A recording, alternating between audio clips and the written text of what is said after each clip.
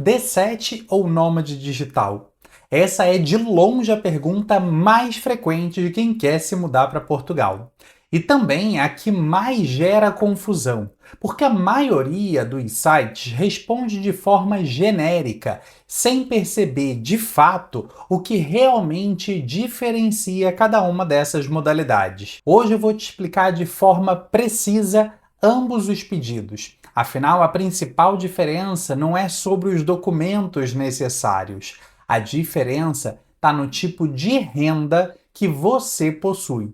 E isso é o que vai mudar absolutamente tudo. Se você não me conhece, eu sou Felipe Vigo, eu sou advogado inscrito no Brasil, em Portugal e na Espanha, e aqui nesse canal eu descomplico a lei para que você entenda os seus direitos e tome decisões informadas, não caindo nas armadilhas de quem não conhece os dois lados da lei. Quando o assunto é a escolha da forma de imigrar, a pergunta certa não é qual visto é o melhor para mim, mas sim qual é a minha fonte de renda. Antes de falar em documentos ou valores, você precisa entender a distinção que se encontra na raiz desses dois tipos de visto. O visto D7, ele foi criado para quem tem renda passiva, ou seja, rendimentos que chegam sem que o titular precise efetivamente estar a trabalhar de forma ativa.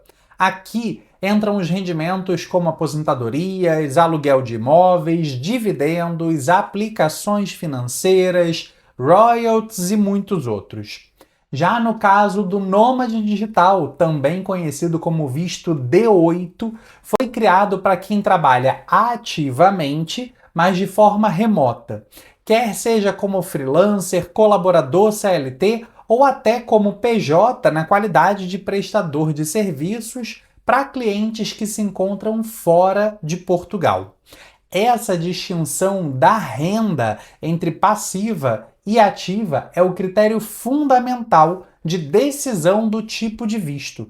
Todo o resto, valores, documentação, processo, decorre exatamente dessa diferença básica. Dito isso, vamos aprofundar em cada um dos dois tipos de visto. Visto D7. Quem é o perfil e o que a lei exige para sua aplicação? O visto D7 destina-se aos portadores de rendimentos próprios. A lei portuguesa, inclusive, usa essa exata expressão. E, nesse caso, ela vai incluir os aposentados e pensionistas de qualquer fonte, incluindo INSS, Previdência Privada ou até mesmo pensão estrangeira que você possa receber. Os titulares de aluguel, aluguéis de imóveis em qualquer país, inclusivamente de Portugal, investidores com dividendos de empresas, de fundos de investimento, de aplicações financeiras que você possua, titulares de royalties sobre obras, patentes, licenças, toda forma de royalty. O que todos eles têm em comum é exatamente o fato de a renda chegar independentemente de trabalharem ativamente no seu dia a dia. Os valores exigidos são sempre em referência ao ordenado mínimo vigente em Portugal, que em 2026 são 920 euros. Portanto, o titular precisa apresentar 920 euros por mês. Já quando falamos de cônjuge, companheiro ou até mesmo de dependentes maiores, é exigido um adicional de 50% do valor, ou seja, 460 euros a mais por mês por cada dependente. E quando falamos de filho menor ou maior a cargo, é exigido um adicional de 30%, ou seja, 276 euros a mais por mês. Um detalhe importante, o que o consulado quer não é só ver que você tem essa renda hoje. É preciso que essa renda ela seja estável e continuada. O que pode demonstrar, por exemplo, com a apresentação dos últimos 3 a 6 meses dos seus extratos bancários com as entradas regulares. Isso é o documento central de todo o dossiê do visto D7. Importante que saiba ainda que desde abril de 2026, todos os pedidos de visto de longa duração para Portugal são feitos presencialmente no posto consular, embaixada ou então, quando existente, com a intermediária, a empresa VFS Global, como no caso do Brasil, Estados Unidos, Reino Unido, Chile, sempre observando o local competente conforme o local da sua morada. O atendimento é necessário ter um agendamento que é feito online, os documentos são entregues em mãos e o prazo legal da decisão é de 60 dias úteis de quando os documentos são recebidos pelo consulado. Uma vez com o visto aprovado, entra em Portugal, comparece à AIMA no dia do seu agendamento com todos os documentos que são necessários e aqueles que são necessários de apresentar de forma atualizada e converte o seu visto na sua autorização de residência, que vai ter uma validade inicial de 2 anos. Visto nômade digital. O perfil e o que a lei portuguesa criou. O visto D8 ou nômade digital foi criado em 2022 especificamente para trabalhadores remotos, para quem trabalha ativamente, mas para empregadores ou clientes que estejam localizados fora de Portugal. Para o pedido do visto se enquadram perfis como, por exemplo, colaborador CLT, que seria em Portugal chamar o trabalhador subordinado de uma empresa estrangeira e que trabalha 100% de forma remota, freelancer com contratos de prestação de serviço para clientes igualmente fora de Portugal e também profissional PJ com clientes fora de Portugal.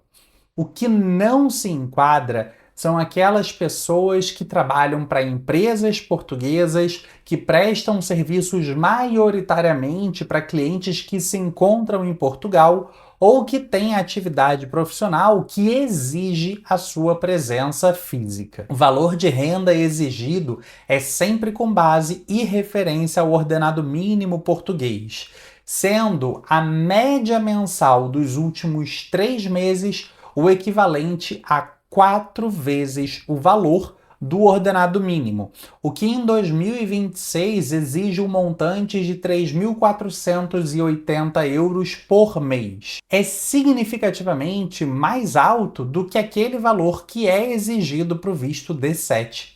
Não é necessário que seja esse valor exatamente a cada mês, mas sim que, quando somados os rendimentos dos últimos 3 meses e divididos por 3, a média seja o mínimo exigido. O ideal aqui é a gente pensar sempre que no somatório dos últimos 3 meses, você precisa ter como comprovar pelo menos 10.440 euros. Esse valor é comprovado de forma diferente consoante o seu vínculo de trabalho.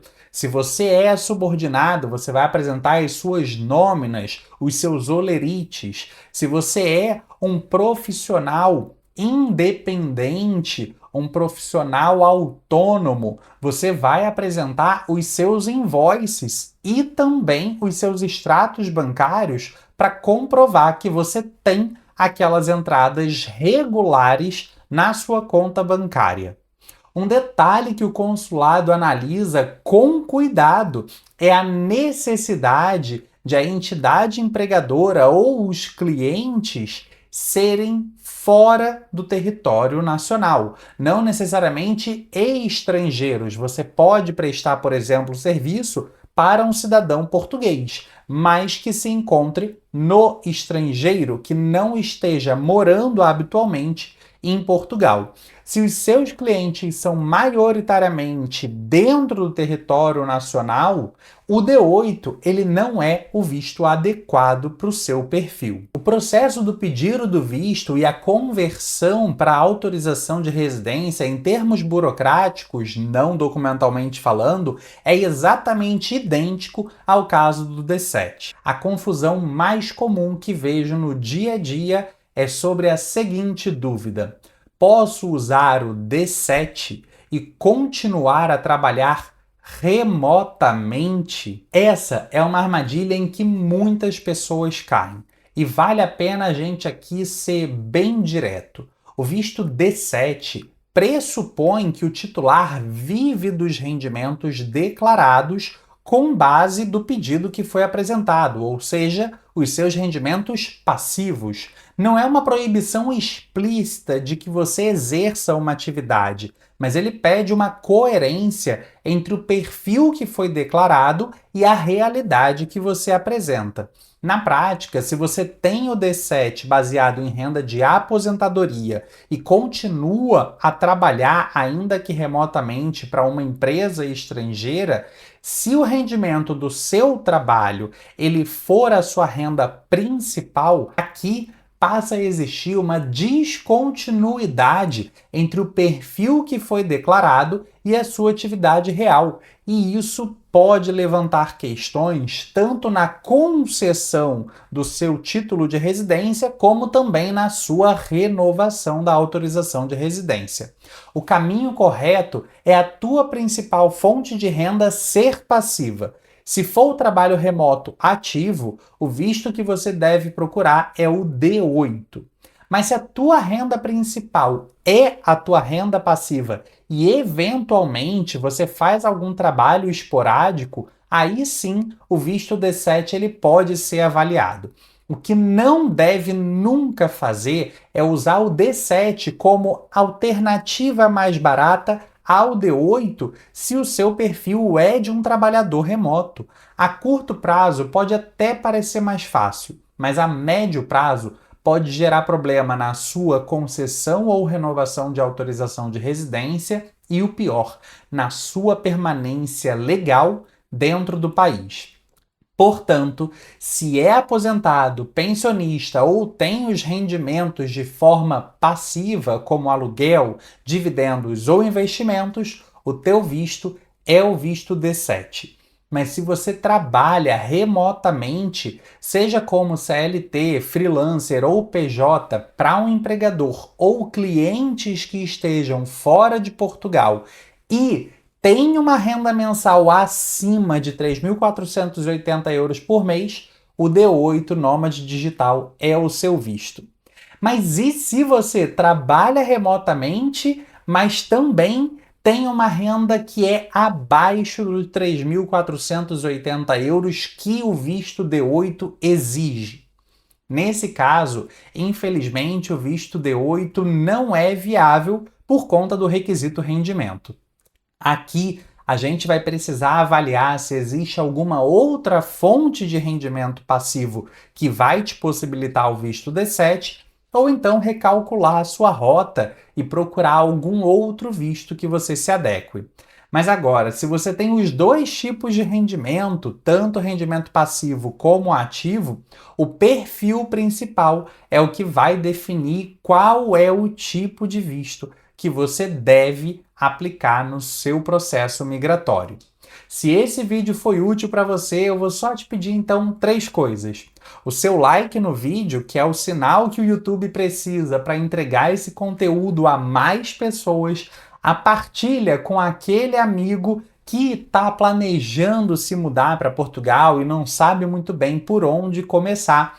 E a sua subscrição, ativando, obviamente, o sininho. Primeiro, porque é gratuito e não vai te tomar mais do que 5 segundos para você fazer. E segundo, porque assim você vai sempre receber em primeira mão as atualizações aqui do canal.